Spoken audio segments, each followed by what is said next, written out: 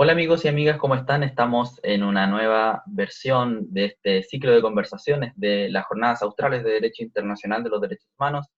En el capítulo de hoy estamos con una invitada muy importante. Ella es Antonio Rejola, comisionada de la Comisión Interamericana de Derechos Humanos, quien va a estar en estos minutos conversando junto a nosotros sobre, por supuesto, su trabajo en la comisión y temas relacionados con el Sistema Interamericano de Derechos Humanos. Antonia, muy buenas tardes y cómo ha llevado la cuarentena. Imagino complicada, ¿no? Para todos, pero ya con la esperanza de que pronto podamos superar esto. Hola, buenas tardes. Primero, gracias por la invitación. Segundo, los felicito a ustedes por esta iniciativa. Me parece excelente que estudiantes, ¿cierto?, tengan intereses en estos temas y hagan este tipo de iniciativa muy importante. Primero, para conocer ciertos sistemas como el Sistema Interamericano de Derechos Humanos. Entiendo que han entrevistado a más otra gente. Y en segundo lugar, en el caso de la comisión, también poder conocer realidades que son más allá de la de Chile. Así que realmente los felicito por la iniciativa, sobre todo en cuarentena, que uno podría estar dedicado a Netflix, ¿no? Así que felicitaciones también por eso. Muchas gracias, Antonia. Para comenzar, voy a hacer una pregunta bastante introductoria pensando en quienes empiezan a conocer todas estas materias. ¿En qué consiste el trabajo que usted realiza en la Comisión Interamericana de Derechos Humanos? A ver, primero yo creo importante señalar, el sistema interamericano está compuesto por dos órganos. Uno es la Comisión Interamericana de Derechos Humanos, a la cual yo pertenezco, y en segundo lugar está la Corte Interamericana de Derechos Humanos. Son dos órganos. La comisión es un órgano autónomo de la OEA que está en la Carta de la OEA. La Corte Interamericana fue creada en la Convención Americana, no está en la Carta de la OEA. La comisión tiene varios mandatos, pero fundamentalmente, por un lado, el monitoreo de la situación de derechos humanos en los distintos países de la región. Cuando hablo de la región, desde Canadá, pasando por las islas caribeñas, llegando hasta acá a Chile. Nosotros tenemos competencias sobre todos los Estados miembros de la OEA, a diferencia de la Corte Interamericana, porque la Corte Interamericana, los países, al ratificar la convención, requieren también reconocerle competencia a la Corte, que lo pueden hacer al momento de ratificar la convención o posteriormente. Entonces, en gran parte, por ejemplo, o sea, ni Estados Unidos ni Canadá y gran parte de los países caribeños le han reconocido competencia a la Corte. La Comisión, hace un órgano que es parte de la OEA, tiene competencia sobre todos los países miembros de la OEA. Y nosotros, junto con monitorear la situación de derechos humanos en el continente, tenemos además un sistema de peticiones y casos. Recibimos denuncias por violación a los derechos humanos de parte de los estados, denuncias que son establecidas, ¿cierto?, bajo el paraguas de la Convención Americana de Derechos Humanos o de otros instrumentos y tratados de derechos humanos del sistema interamericano que los países hayan ratificado, y a partir de eso se inicia un caso. Estos casos que nosotros conocemos pueden terminar en informes de fondo de la propia comisión, o pasar a la Corte cuando la comisión así lo determina y el Estado en cuestión ha reconocido la competencia de la Corte. Entonces, la comisión está compuesta por 7 miembros, yo soy una de ellos. Nosotros somos elegidos por la Asamblea General de la OEA. La Asamblea General de la OEA está compuesta por los cancilleres de los miembros de la OEA. Somos elegidos por un periodo de 4 años. A nosotros nos presentan los países, los estados presentan las candidaturas, sin perjuicio de lo cual somos elegidos como expertos independientes y por lo tanto no respondemos, ¿cierto?, al estado que nos eligió, que nos presentó en el fondo, ni tampoco somos representantes del estado. O sea, yo como chilena no estoy en la comisión como representante de Chile. Yo estoy como experta en derechos humanos y no respondo a ningún estado. Perfecto. Y más específico, ¿cuál es su rol como relatora sobre los derechos de los pueblos indígenas y sobre memoria, verdad y justicia? A ver, la comisión, antes de responderte más concretamente, la Comisión Interamericana tiene relatoría. Nosotros los comisionados y comisionadas nos distribuimos relatorías por países y nos distribuimos también relatorías temáticas. hay distintas relatorías temáticas sobre, por ejemplo, personas privadas de libertad, derechos LGBTI, adulto mayor. Bueno, hay relatorías especiales que tienen relatores especiales que elige la comisión, que es libertad de expresión y de derechos económicos, sociales y culturales y ambientales. Ellos no son comisionados, son relatores especiales. Los demás son relatorías temáticas que tomamos los propios comisionados. Yo como comisionada soy, además de tener varios países, soy relatora de pueblos indígenas y relatora de memoria, verdad y justicia. Como tal, bueno, me toca monitorear la situación de los pueblos indígenas en el continente. Al ser chilena, lamentablemente no puedo inmiscuirme en los temas de los pueblos indígenas de Chile. Nosotros no podemos, los comisionados, inmiscuirnos o referirnos a situaciones de nuestros propios países.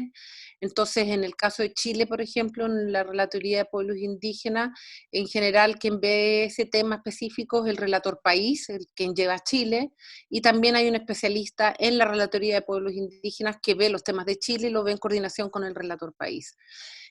Yo, como relatora de pueblos indígenas, como señalaba, me corresponde primero ir monitoreando la situación de los pueblos indígenas en el continente, me corresponde hacer visitas de trabajo cuando podamos viajar a distintos países para ver la situación específica de los pueblos indígenas. Me corresponde ver también, hemos hecho varios informes temáticos en materia de pueblos indígenas. Por ejemplo, el año pasado trabajamos en uno sobre los derechos humanos de los pueblos indígenas de la Panamazonía.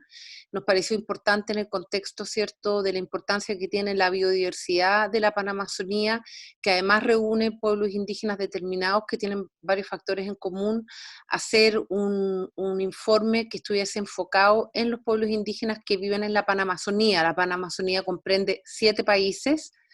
Hicimos un informe y trabajamos con las mismas comunidades de la Panamazonía y organizaciones que trabajan, organizaciones, me refiero tanto a organizaciones indígenas, universidades, incluso misiones jesuitas que están en los territorios, son territorios aislados, y en base a eso hicimos un informe primero sobre la situación de los indígenas en la Panamazonía y luego hicimos recomendaciones para los estados de la Panamazonía. Entonces vamos, desde esa perspectiva, ¿cierto?, vamos eligiendo distintos temas. El año pasado también estuvimos trabajando en temas relacionados, por ejemplo, con jurisdicción especial indígena, en lo que tiene que ver con los jueces de paz. Hay varios países en la región que han reconocido en sus constituciones el reconocimiento a los jueces de paz y el derecho propio. Tienen todo un sistema, ¿cierto?, que determinados conflictos entre indígenas son conocidos por sus propios jueces indígenas, no van a la justicia ordinaria. Y hemos trabajado un poco sobre eso para establecer estándares y hemos conocido cómo aquellos países que han reconocido esa jurisdicción especial en las propias constituciones han ido por distintos mecanismos mermando esa jurisdicción especial indígena.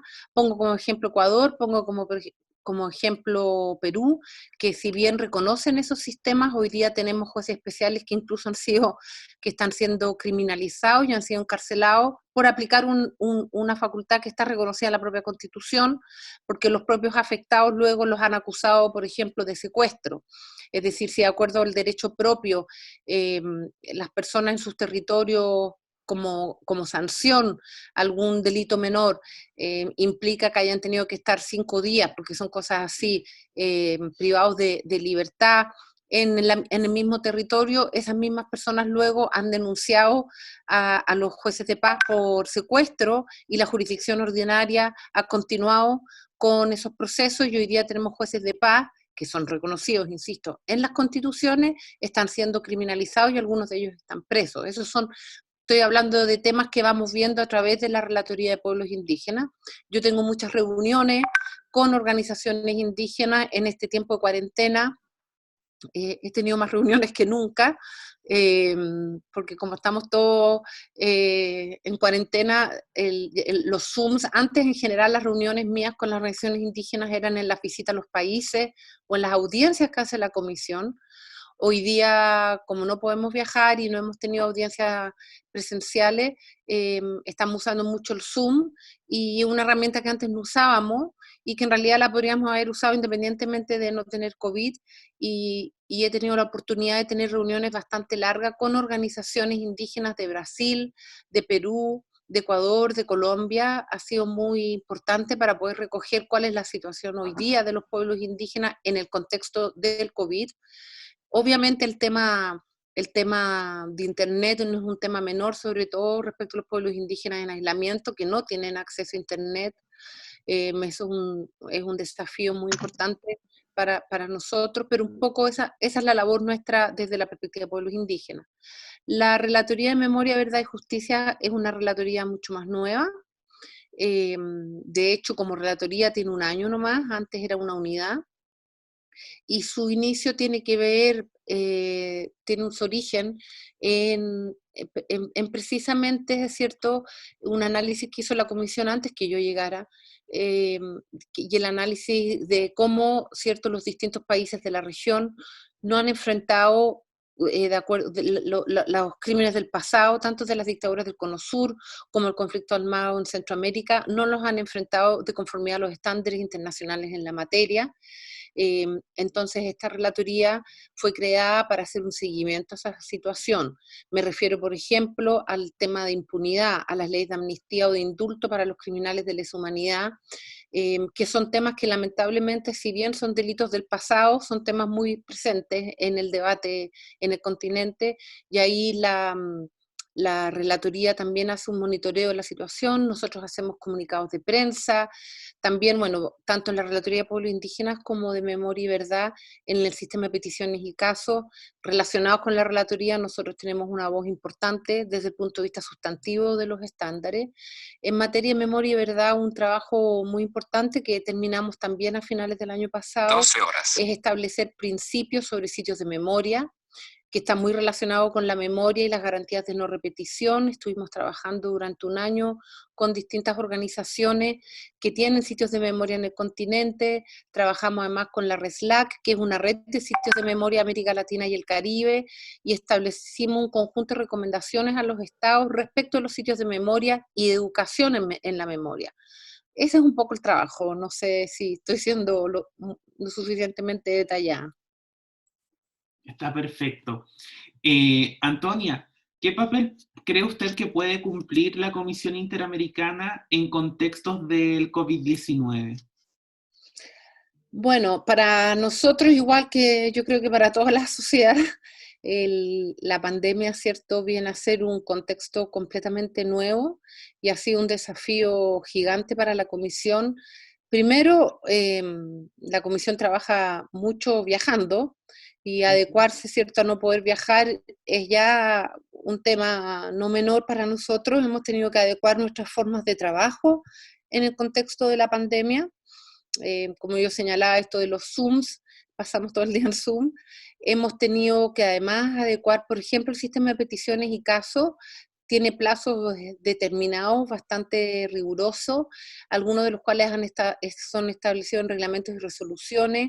Nosotros en ese tema hemos establecido alguna flexibilidad a los estados y a la sociedad civil, porque entendemos que hay una situación anormal, y también hemos establecido, ¿cierto?, una suspensión de plazo en el sistema de peticiones y casos.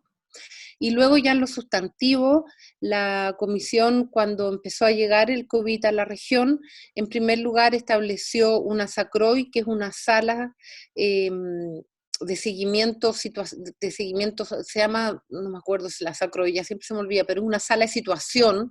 Nosotros, cuando existen situaciones graves que requieren una coordinación de todos los mecanismos de la comisión, establecimos estas salas de seguimiento y monitoreo que implican generar un equipo de trabajo interseccional donde están todos los mecanismos de la comisión de manera coordinada para dar un enfoque interseccional a una situación específica. Entonces, por ejemplo, tenemos SACROI respecto a aquellos países más complejos, como puede ser Brasil o Colombia, por ejemplo, y hemos establecido una SACROI respecto del COVID, donde están los distintos mecanismos de la comisión para hacer un seguimiento permanente a la situación de la pandemia en los distintos países de la región. Eso fue lo primero que hicimos.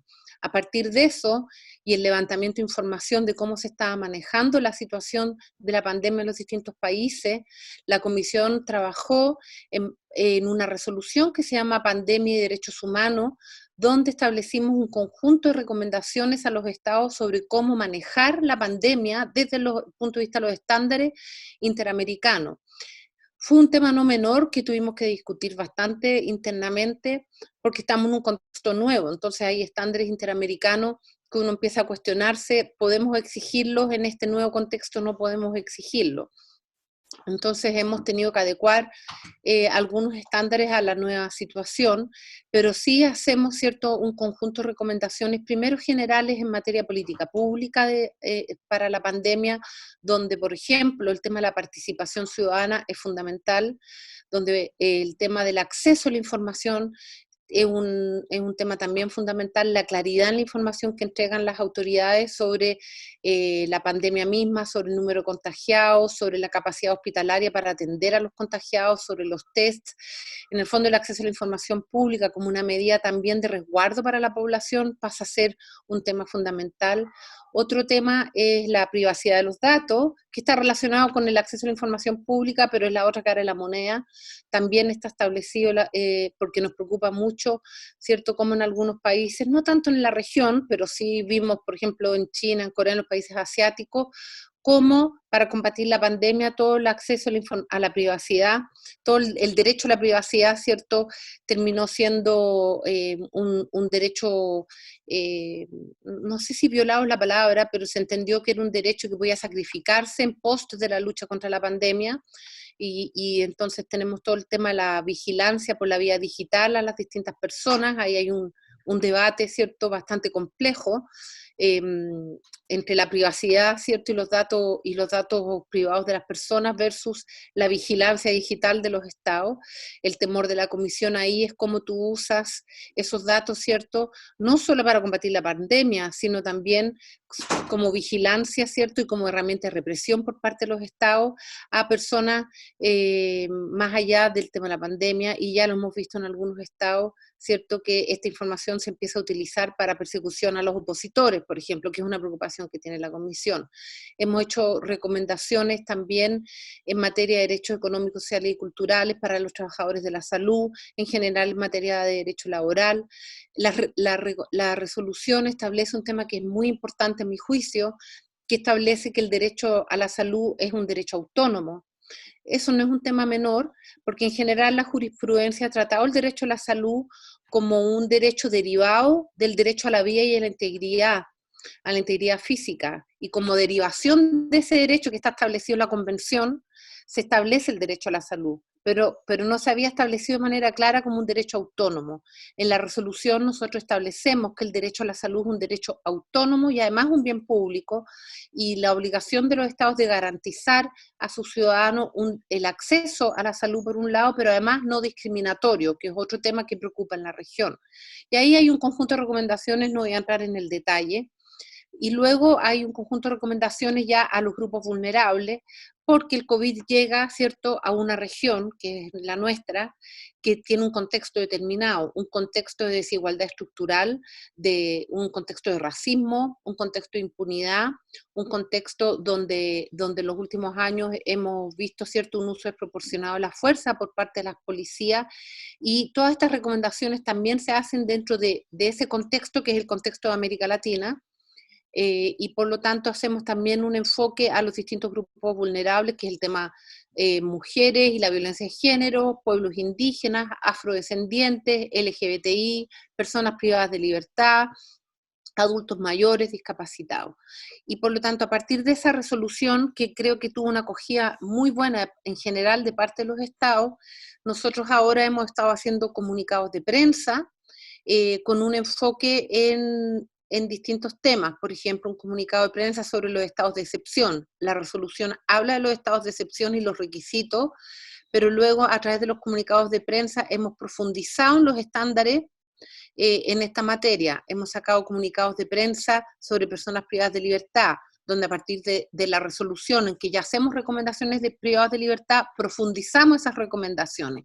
Hemos hecho comunicados de prensa respecto de mujeres y la violencia de género y violencia intrafamiliar. Y en eso estamos hoy, estableciendo ya recomendaciones con una mirada todavía temática y no por países. No nos hemos metido todavía directamente en la situación de los países, salvo a través de tweets específicos, no comunicados de prensa, tweets específicos en algunos temas que nos han preocupado mayormente, y ahí sí nos hemos pronunciado a través de los tweets sobre situaciones específicas en países específicos. Pero sí creo que la Comisión ha tenido un rol muy importante en este momento en el fondo, decirle a los estados, ok, estamos en una situación de normalidad, ok, hay que dictar medidas como los estados de excepción, ok, hay que hacer distanciamiento social, cuarentena, etcétera, etcétera, pero ojo que todo esto tiene que estar dentro de un marco de respeto a los derechos humanos, y la pandemia no puede ser pretexto para violar los derechos humanos, la pandemia no puede ser pretexto para profundizar, ¿cierto? Ya lo que ya estábamos viendo, que son medidas autoritarias en algunos estados, y eso un poco ha sido el llamado a la Comisión. Y hasta la fecha, con el poco tiempo que llevamos, hemos visto con muy buenos ojos que algunos poderes judiciales han tomado nuestra resolución como fundamentación para poner contrapesos a decisiones del Ejecutivo. Lo hemos visto en Brasil, lo hemos visto en Argentina. En Argentina lo hemos visto no como contrapeso a decisiones judiciales, sino, por ejemplo, la Agencia de Acceso a la Información Pública hizo un decreto sobre cómo iba a ser el acceso a la información pública en el contexto de la pandemia, pero pone en sus considerandos precisamente la resolución de la CIDH, pero en Brasil sí se han rechazado algunas decisiones del Ejecutivo por la vía del Poder Judicial, tomando en consideración las recomendaciones de la Comisión Interamericana. Hemos visto en Chile, por ejemplo, también en Argentina, que se han tomado decisiones respecto de la liberación de presos, ¿cierto?, siguiendo recomendaciones de la Comisión Interamericana. Antonia, nuestra región ha sufrido muchas dictaduras a lo largo de su historia. En ese sentido, ¿cómo se han desarrollado las problemáticas de la justicia transicional en la región? A ver, yo creo que ha sido bastante desigual cómo se ha tratado el tema. Si uno tuviese que poner nota, los contextos son distintos. A mí nunca me gusta comparar mucho un país con otro porque creo que los contextos son distintos, hay culturas institucionales distintas, hay sociedades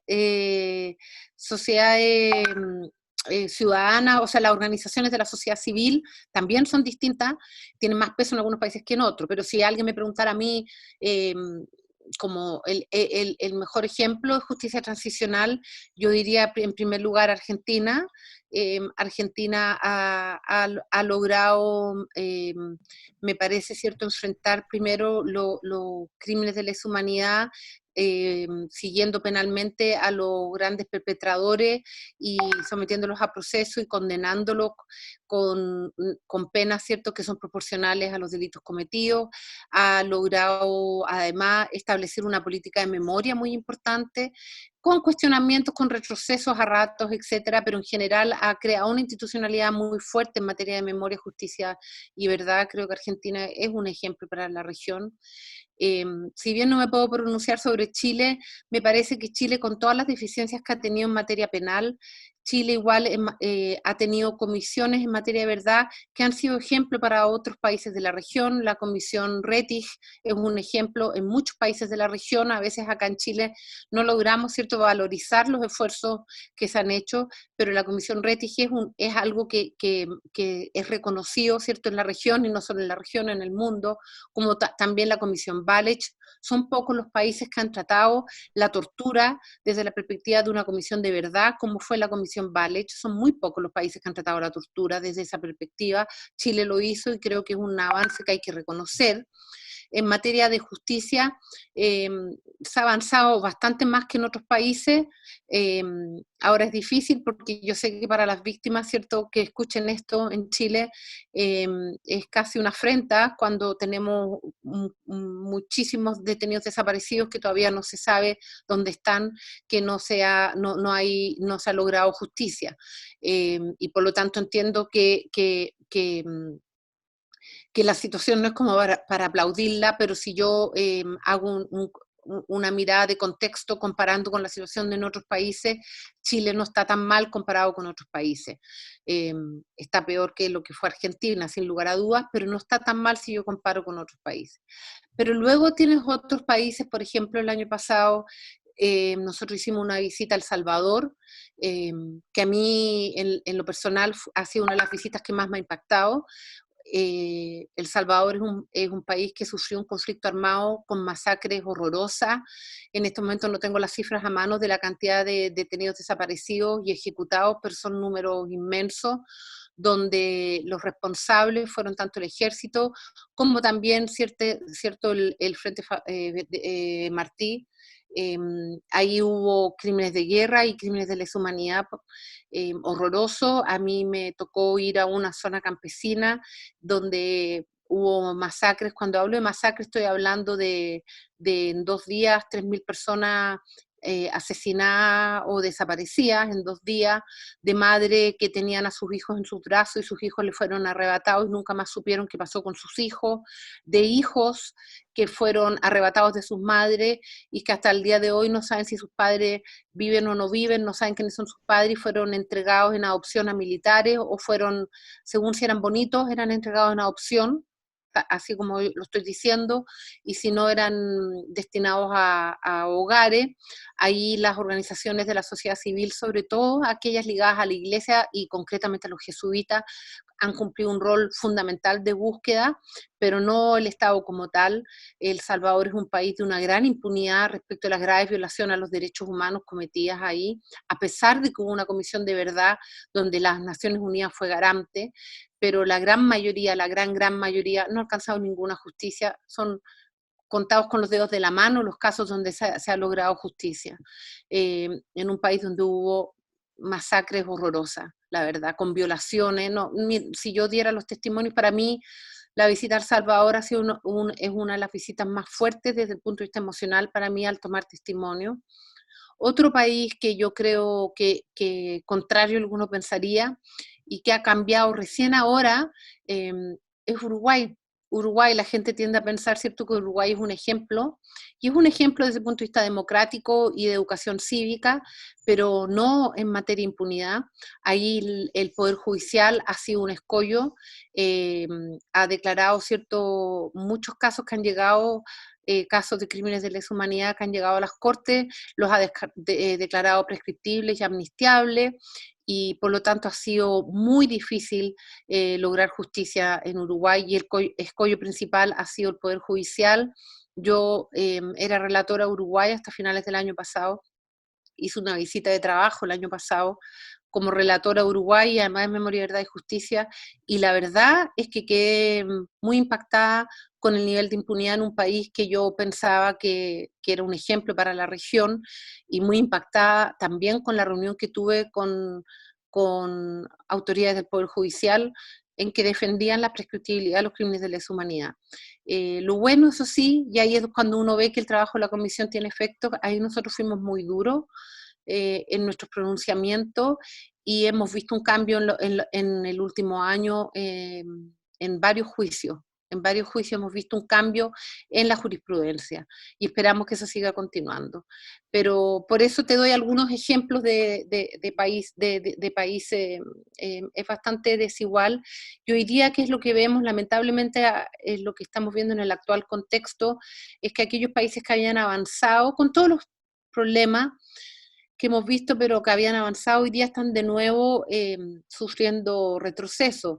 El Salvador, un país que yo ya dije no había avanzado nada, por lo menos sí había un fallo de la Sala Constitucional que llamaba a derogar la ley de amnistía que había, y, y ahí han estado los parlamentarios, ¿cierto?, sin cumplir ese fallo y dictando una supuesta ley de reconciliación, que es una verdadera ley de amnistía. Y ahí los parlamentarios, ¿cierto? Tú tienes en el Congreso del Salvador ex miembros del ejército que estuvieron involucrados en delitos de lesa humanidad, y también ex guerrilleros que estuvieron involucrados en el conflicto armado. Más allá de que uno pueda discutir la desigualdad de armas, obviamente, ¿cierto? Hay víctimas de lado y lado y una ley de amnistía no le conviene a ninguno de los dos y son los que votan la ley. Por lo tanto, una ley, perdón, de derogación de la ley de amnistía. Hemos visto esos intentos de volver a leyes de amnistía ahí, en Brasil también. En Brasil hemos visto un retroceso muy importante en esa materia también.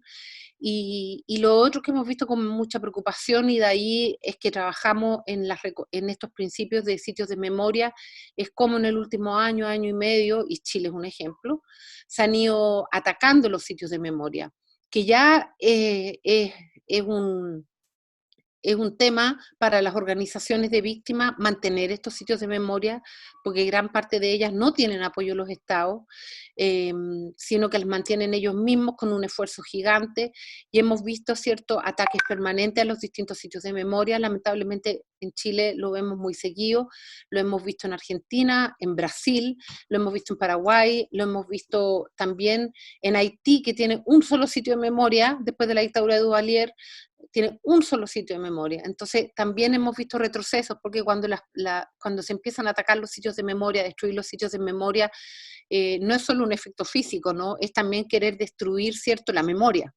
Y ahí también hay una posición política, ¿cierto?, de negar el pasado, que es muy preocupante.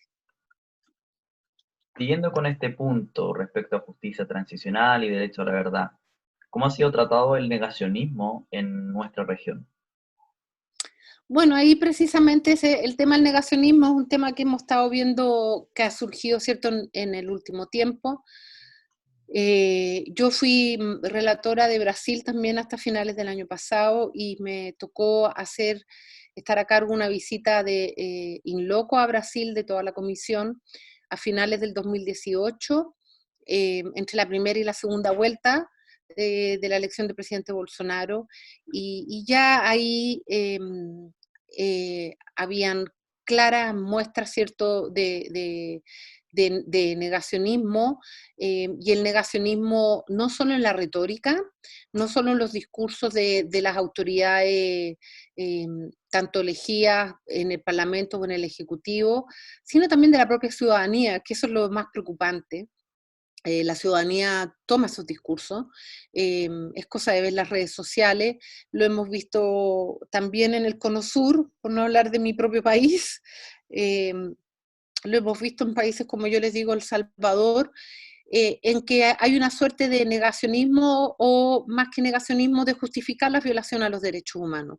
Cuando tú empiezas a ver que empiezan a ser cada vez más fuertes los discursos de odio, una retórica agresiva, ¿cierto?, que va dirigida hacia los defensores de derechos humanos, a los pueblos indígenas, hacia los, entre comillas, guerrilleros, vándalos, delincuentes, izquierdistas, etcétera, etcétera, con una retórica muy agresiva de parte de las distintas autoridades.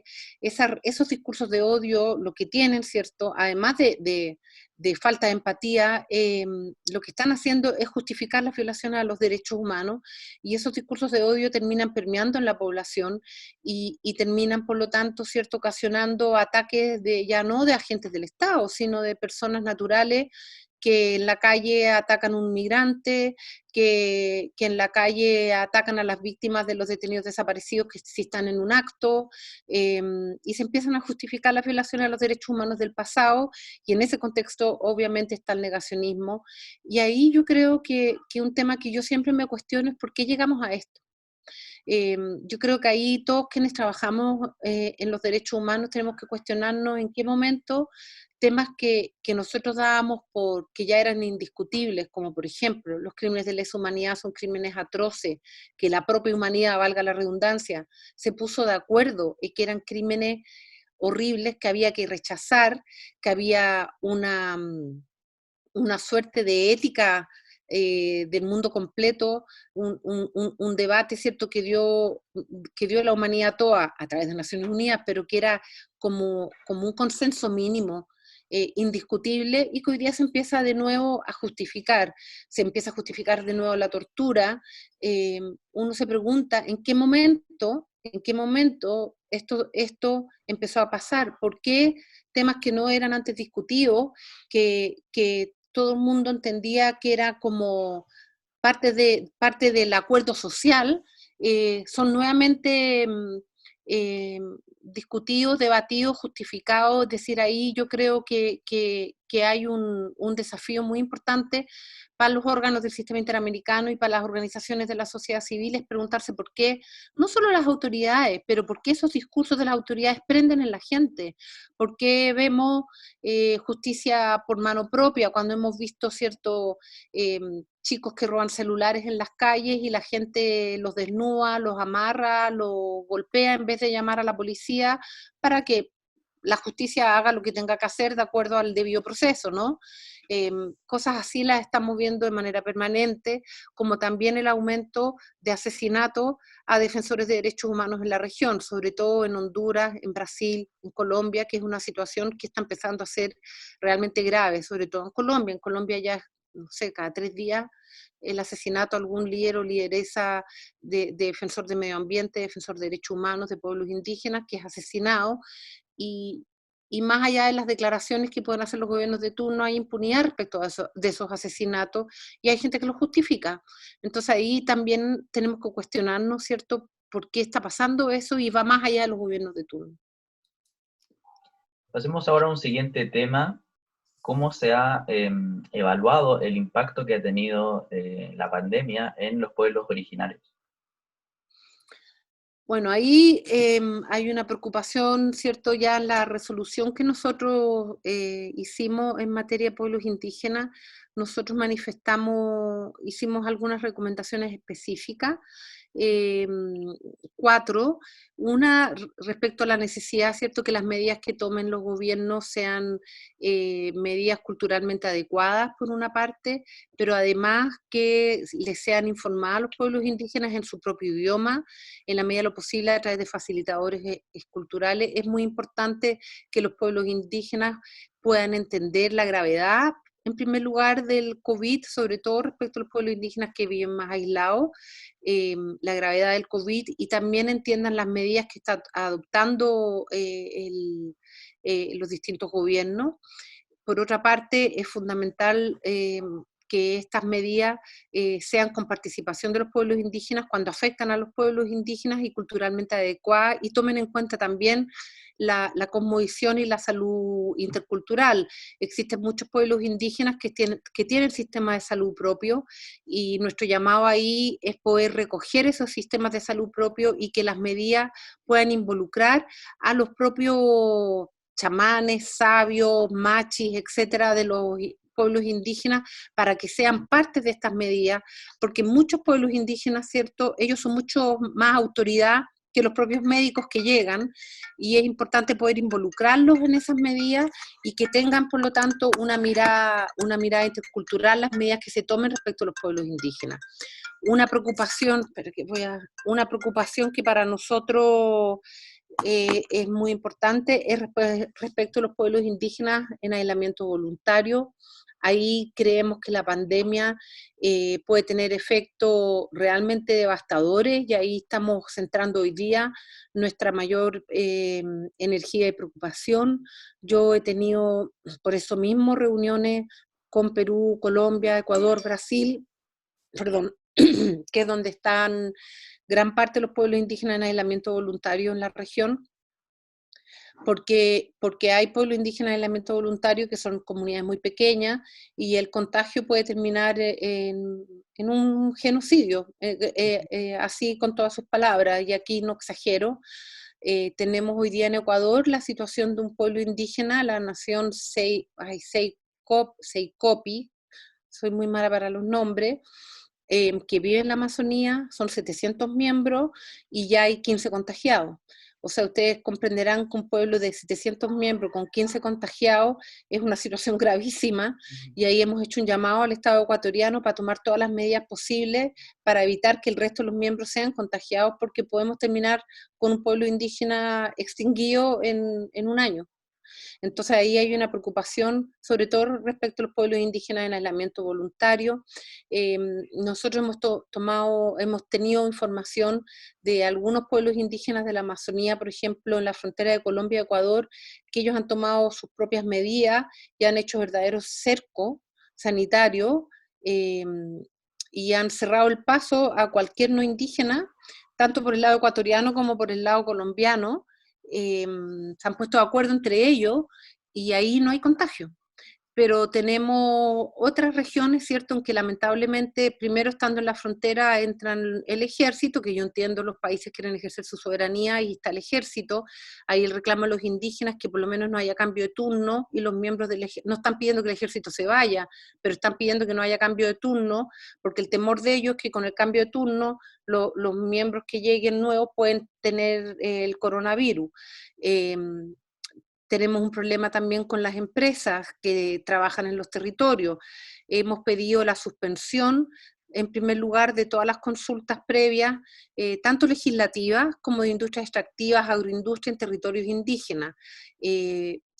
Precisamente porque para poder hacer una consulta con los estándares del Convenio 169 se requiere la participación de los pueblos indígenas, se requiere, ¿cierto?, que la medida sea consultada adecuadamente con toda la información. Para eso tiene que ir gente a los territorios, y esa gente puede estar contagiada y requiere, por lo tanto, reuniones masivas, que va contrario, ¿cierto?, a todas las indicaciones de la OMS, que llama el distanciamiento social. Entonces hemos recomendado a los estados suspender esas consultas para evitar los contagios.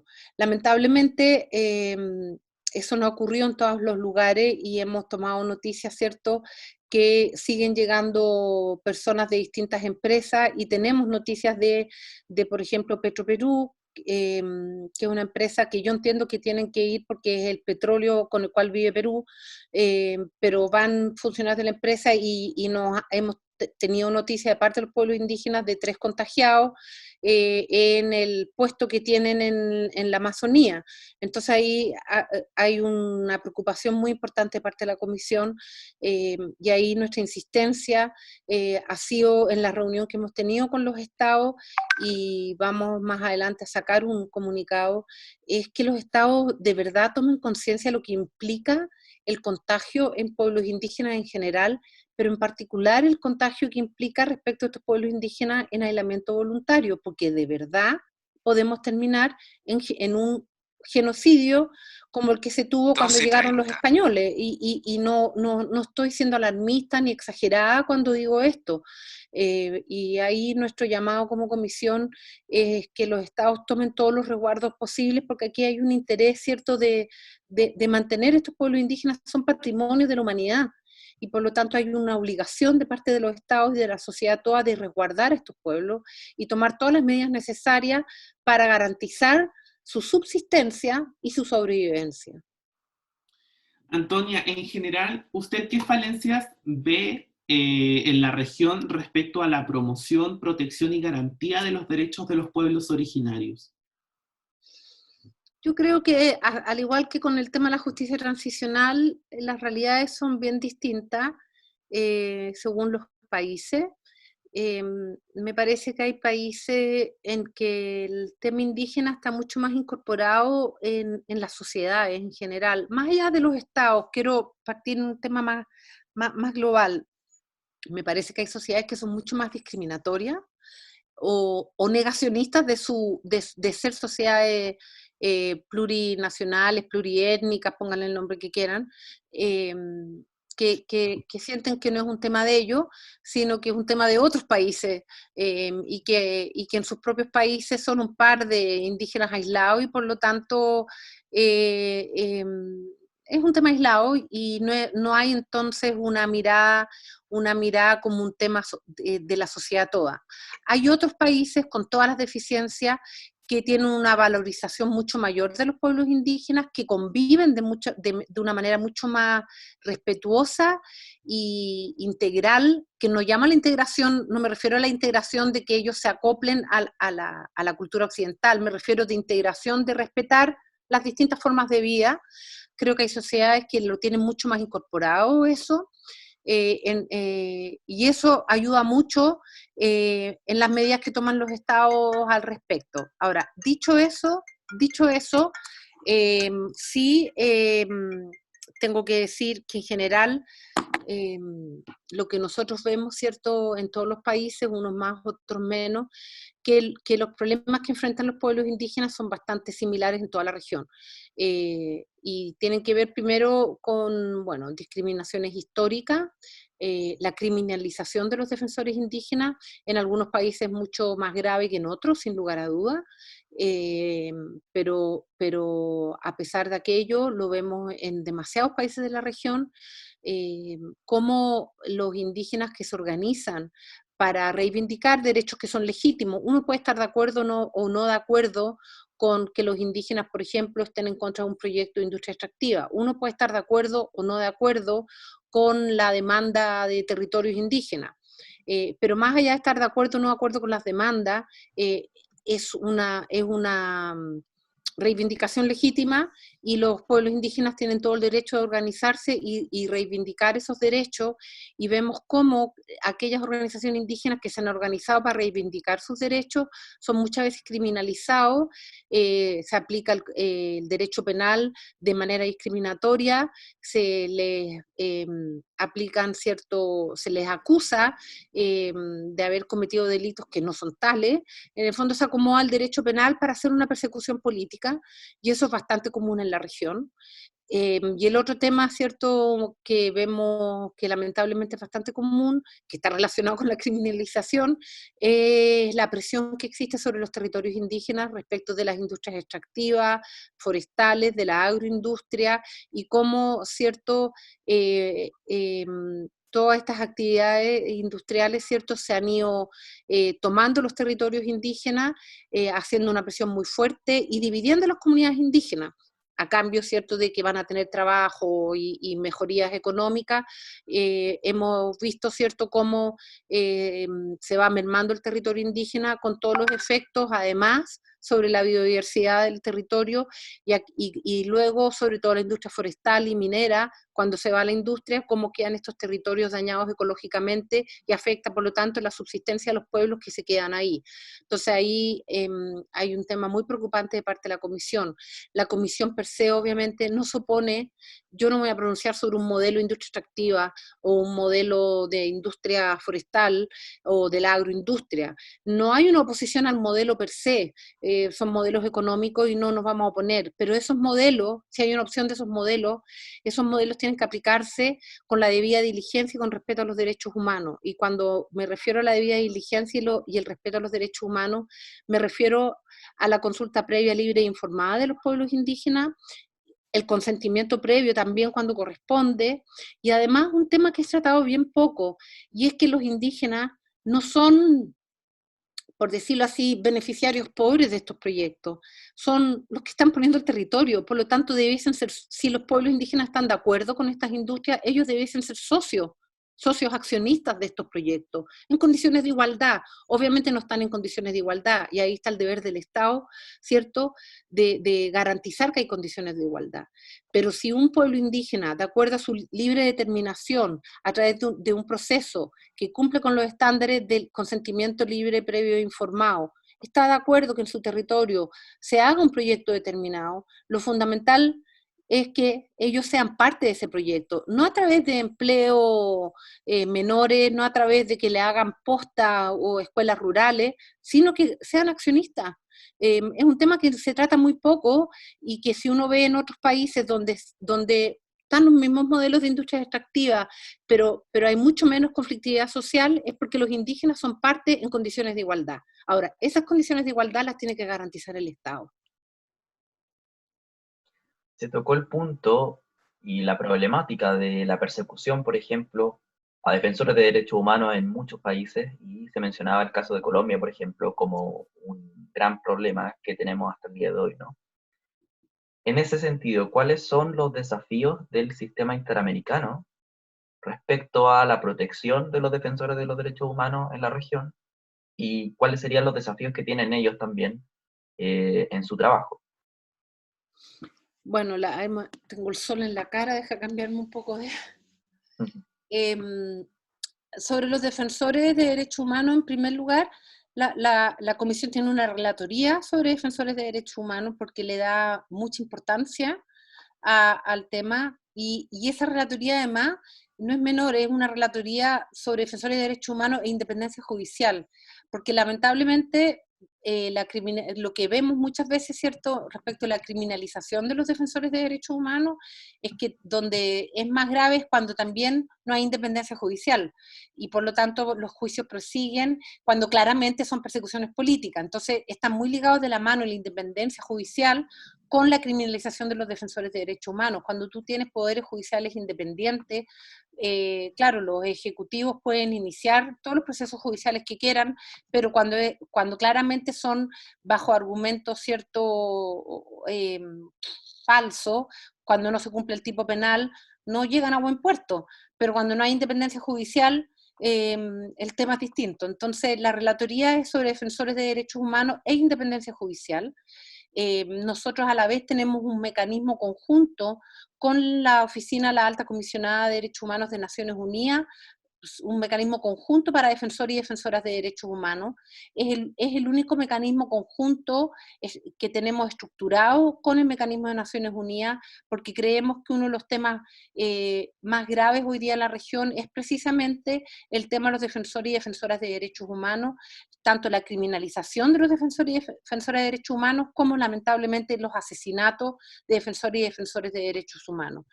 Y ahí nosotros lo que estamos haciendo, ¿cierto?, permanentemente es un monitoreo de la situación, haciendo comunicados de prensa cuando corresponde, decretando medidas cautelares de protección a defensores y defensoras de derechos humanos también cuando corresponde. Tenemos muchas reuniones de trabajo con los estados para hacer seguimiento a las medidas cautelares de protección a los defensores y defensoras de derechos humanos.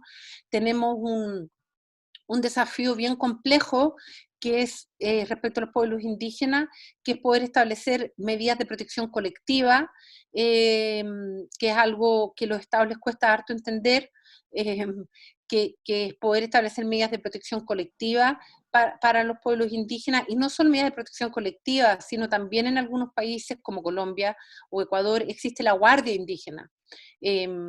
Y la Guardia Indígena quiere ser parte de esas medidas de protección, y hemos tratado, ¿cierto?, de conversar con los estados para que involucren en estas medidas de protección a la propia Guardia Indígena, porque ¿qué es lo que reclaman los pueblos indígenas? Que muchas veces, ¿cierto?, quienes están a cargo de estas medidas de protección a los defensores y defensoras de derechos humanos en los territorios es el ejército, y que lamentablemente, o las policías, que lamentablemente, ¿cierto?, están en estos territorios aliados con los paramilitares o con grupos ilegales, y por lo tanto las garantías de protección son bastante pocas, y ellos confían más en la propia Guardia Indígena, que además conocen los territorios. Entonces ahí hay un debate con los estados para que entiendan que es fundamental involucrar respecto a los pueblos indígenas a la Guardia Indígena en las medidas de protección.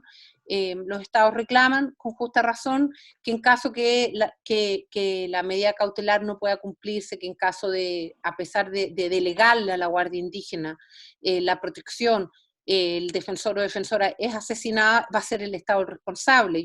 ¿Me entienden? Porque en el fondo es el Estado el responsable del cumplimiento de la medida cautelar.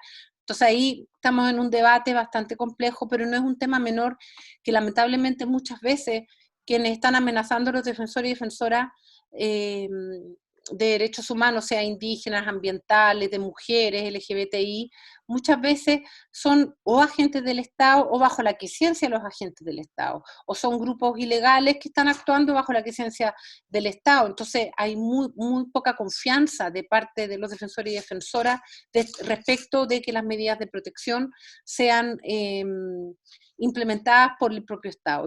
Pero las medidas de protección tienen que implementarlas los estados. Entonces ahí estamos buscando mecanismos para poder establecer más confianza de parte de los propios afectados, ¿cierto? Y a la vez que el Estado se abra a ser más flexible en la aplicación de las medidas. No es un tema fácil, para nada, pero es un tema en general, volviendo a la pregunta, el tema de los defensores y defensoras de derechos humanos en sentido amplio, también están incluidos aquí para nosotros los periodistas.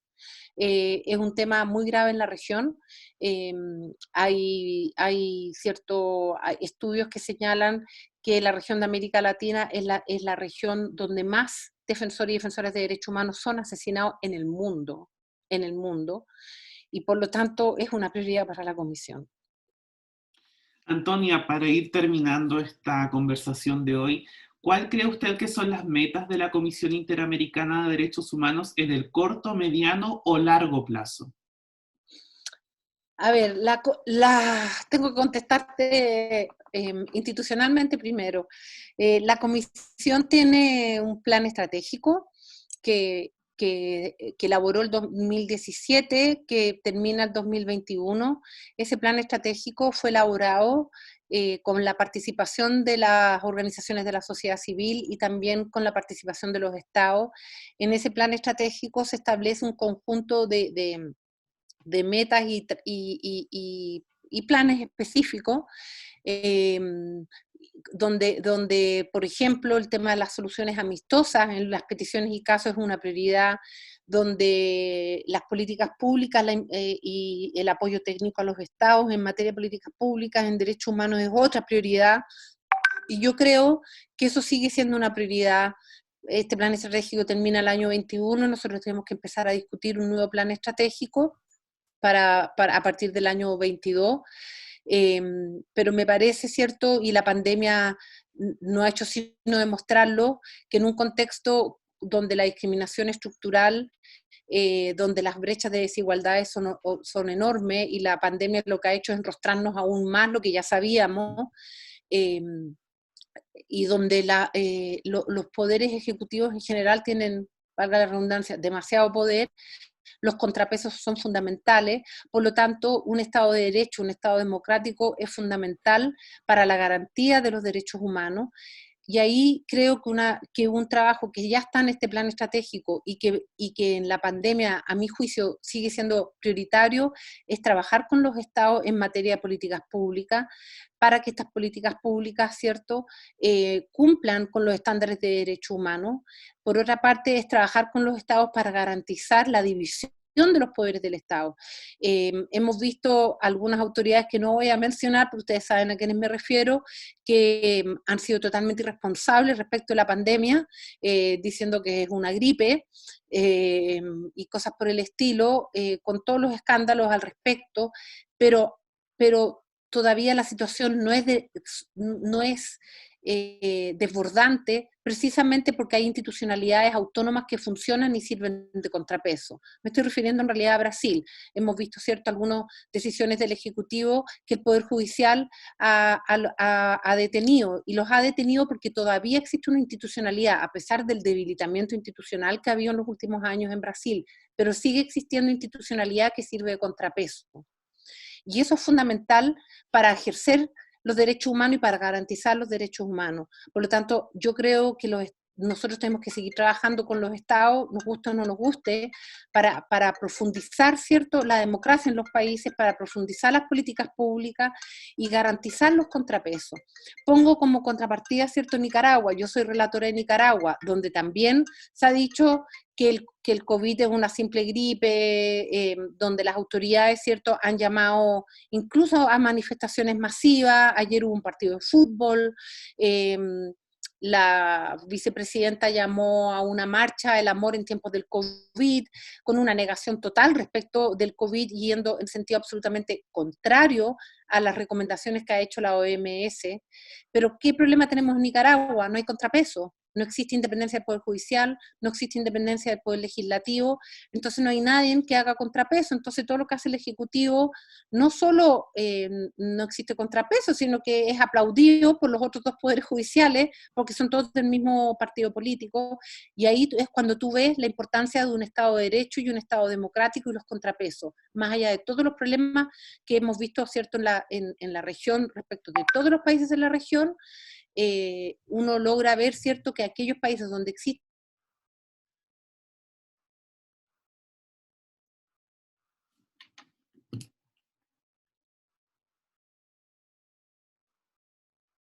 el otro tema que me parece importante es cuando hablábamos del negacionismo. A mí me preocupa mucho cómo estos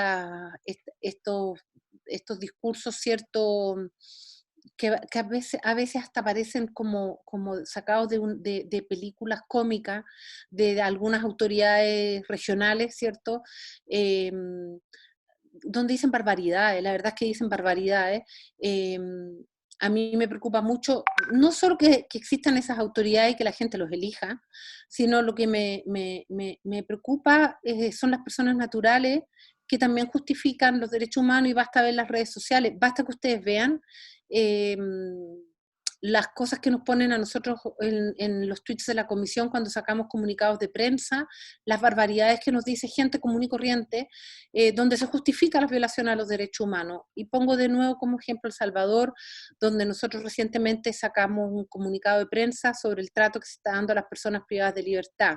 La gran mayoría de los presos en El Salvador son los maras, las pandillas, que han cometido asesinatos atroces, horribles, con cortes de miembros, violaciones, es decir, son realmente delincuentes atroces y terribles, y está muy bien que estén presos, pero las condiciones en que están presos, si antes eran horribles, hoy día ya son realmente inaceptables, son verdaderos animales. Las imágenes que el propio gobierno emitió la semana pasada, con todos ellos rapados, solo en ropa interior, sin mascarilla, donde los llevaban a todos, ¿cierto? Los pusieron a todos juntos, uno al lado del otro, sacando imágenes donde a mí me recordó verdaderos campos de concentración, pero además les cerraron las celdas para que no tuvieran luz, no tienen luz. Cerraron todas las celdas y no entra luz natural, están en oscuridad, además de no poder recibir visitas de sus familiares, etcétera, etcétera, etcétera.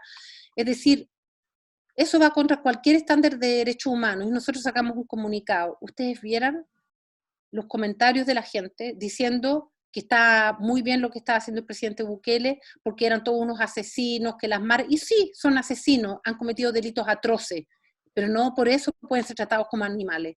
Y yo creo que ahí también hay un desafío para la comisión, que es volver a trabajar, ¿cierto?, en que la gente entienda por qué todo el mundo tiene derechos humanos, independientemente de los delitos cometidos, independientemente de las barbaridades, independientemente de su condición social. Lamentablemente creo que ahí estamos sufriendo retroceso, y están entrando no solo en los discursos de las autoridades, sino en la gente común y corriente, y ahí hay un trabajo muy importante, a mi juicio, en el futuro, para la comisión, de volver a llegar a la gente de la calle, y más allá de las víctimas, más allá de las organizaciones de derechos humanos, sino que la gente de la calle, común y corriente, logre entender por qué hay que proteger los derechos humanos de todas y todos, independientemente de si son buenos o malos. Y ahí hay un tema, creo que es un desafío y una meta importante. Antonia, le queremos agradecer por estar con nosotros en este capítulo, por informarnos muy bien de cómo ha sido el trabajo de la comisión en este contexto de la pandemia, y por supuesto a lo largo de su historia, buscando siempre y velando por la protección de los derechos humanos en nuestra región. Bueno, yo les quiero agradecer a ustedes, siempre es importante para la comisión estas instancias para dar a conocer nuestro trabajo, pero además yo creo que sirve también para que la gente tome conciencia sobre las distintas situaciones de derechos humanos, y los vuelvo a felicitar, realmente felicitaciones por esta iniciativa.